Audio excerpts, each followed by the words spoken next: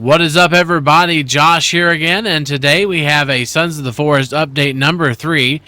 They've added solar panels, wiring, light bulbs, the Night 5 transportation vehicle, the mannequin becomes the armor rack, and night vision goggles. Let's get into it, shall we?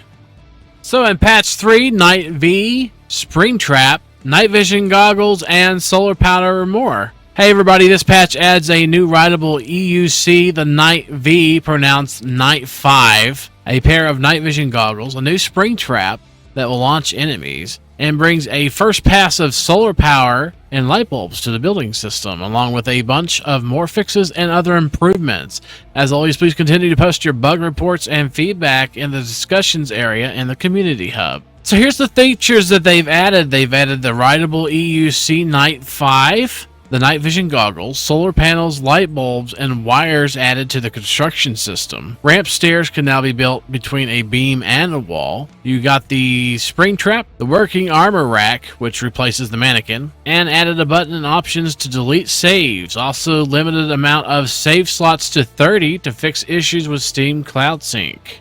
So we have the solar panels and the electricity. The electricity and solar panels are found in Maintenance B, actually, and that's also where you find light bulbs as well. So the Night 5 is a transportation vehicle found all throughout the island, and what you do is you just hold E to pick it up, or hit E to pick it up.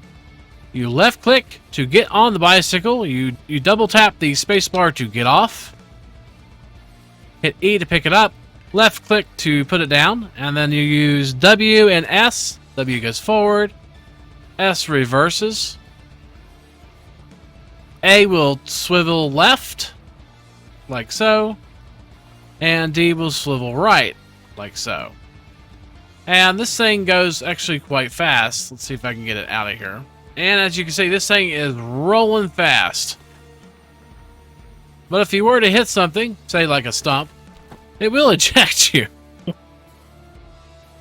Then you gotta get back onto the vehicle and put it back down again.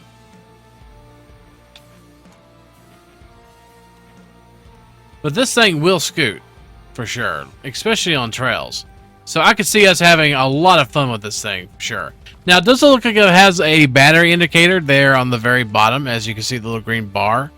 I haven't had one actually run out of batteries, but they are waterproof, and you can scoot them in the water to get them back. Oh, and did we mention that you can use items while you're on the Segway? So yeah, you can sit there and attack while you're riding around and use the Segway. It's really nice. Hit the space bar to jump. Good stuff. So that is the Night 5. The night vision goggles are found inside of a cave, and they are located up here once you get them. Of course, wearing them during the day will render them completely useless. As you can see, we can't see a thing. And when you actually are in the dark, you can see quite well. As I can see, there's a bunch of babies. But of course, as soon as you get in the daylight, or any kind of light at all, you can't see a thing. You can also hit L to turn them off at any given point in time once you equip them. That is now your light source. So it's like a new light, almost. So instead of bringing out your lighter or your flashlight, it's going to bring out your night vision goggles once you select them. So the solar panels work quite easily. What you do is just kind of put it on a slanted base. So to place it on something like this, it has to be a ramp, can't be stairs. So you just left click and put a solar panel on there. And what it will do is automatically wire up to the sides or the supports. So basically the supports is how you wire up in this game. So what you'll do is you'll take your wire and you'll hit left click to bring a wire up into your hand. And you'll see little white icons that show you where wire can be placed. And it's always on beams, it seems like. Even with structures like this, it's always, say if we wanted to put a wire up the side there, we could do so. And that would wire it up the side there. And same thing goes for here. If we want to wire it down the side, it wired down the side for us, down the length of it. It is a little cantankerous, it seems like, but not too bad. And of course you can wire up and put a light bulb. So the light bulb is found in the same place as the solar panel. Like we said, we got a video on the channel if you want to check that out. We'll put a tag in the top of the screen right now for you. And the light bulb, all you do is you take the light bulb and you can see once you're on a spot it'll place, it'll have like a little arrow pointing downwards. And that means that you can put a light bulb there. And then all you do is left click and then hold E to turn it on and off. So that's the electricity in the game so far. And then we have the armor rack. And the armor rack is the new item to store your armor on. And just hold E and you'll bring up a little mat here that you can throw armor over onto the armor rack.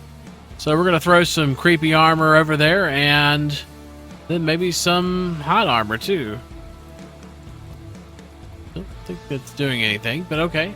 And then the armor rack will hold your armor for you. And then all you have to do is hit E to pick up pieces. You have to look at the pieces to pick them up. And that's the armor rack.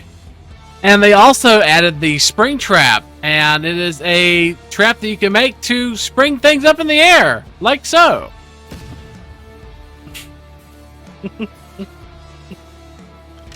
Just hold E to reset it and walk over it, and whee!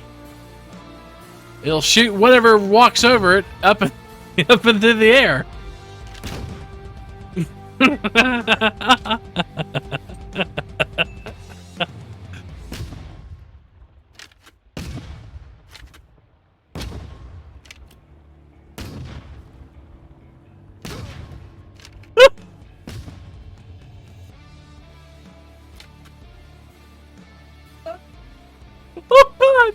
Oh no!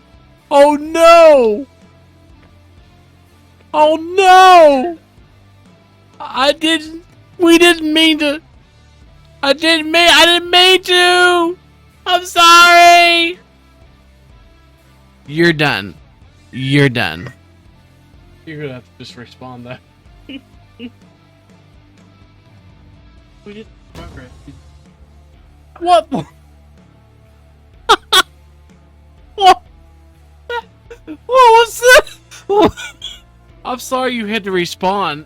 And on any kind of save that you have, you could go ahead and click the little X here in the top right, and it will ask you, do you want to delete the existing save, which you can say no or yes. And if you click yes, you'll delete your save. So in the improvements section this week, we'll note the most noteworthy things. Dead babies now have buoyancy and now float in water. Mr. and Mrs. Puffton's clothes now burn up when they are burned. The cannibal lookout towers and large huts are now breakable. You can now pick up and throw puffy dead bodies. And dismembering dead characters with melee is now easier. They improved some enemy-based attack logic. They now have a Kelvin return to shelter command, which will allow you to return Kelvin to a hunting shelter or bed. And he can also pick up arrows, invisibly carry them, and drop the proper type of arrow. The Flosswater and Bone Maker traps will no longer trigger on small animals. They added wreaths to some dead cultists. They renamed the mannequin to the armor rack, and changed the amount of duct tape required to build the armor rack to 1. They added a shimmy area after the boss in the Hell Cave, and made it possible to leave Hell Cave if re-entering it after completing game. Creepies will now be hidden if they manage to wander into any cutscenes. Virginia will now stash guns when carrying a gift and drop gift when entering combat. Just 3 balances this week. We have the cannibal ability to dodge heavy attacks increased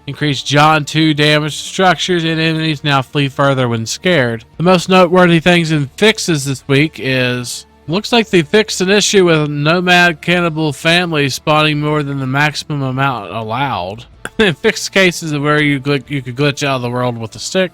Looks like it fixed the areas in the Hell Cave where people got stuck. The drop packs should now properly spawn if the player saves and reloads before picking it up. Grab bags should no longer get players stuck in a bad state if it is open and closed quickly. Fish on drying racks will no longer despawn when their max pickup count is reached, and items on the camp will no longer despawn automatically. They fixed trees not hitting cannibals, and fixed extra GPS locators for Virginia. Fixed the multiplayer clients taking gun with multiplayer mods from Virginia losing the mod. And that's really about it for this week, guys. And thank you to our YouTube members, Sandy, Wolfie, Sergio, and KXX. Thank you guys so much for supporting the channels and for being Late Night Crew members. So that's it for this video, guys. Don't forget, if you like what you see, to like, comment, and subscribe to the channel.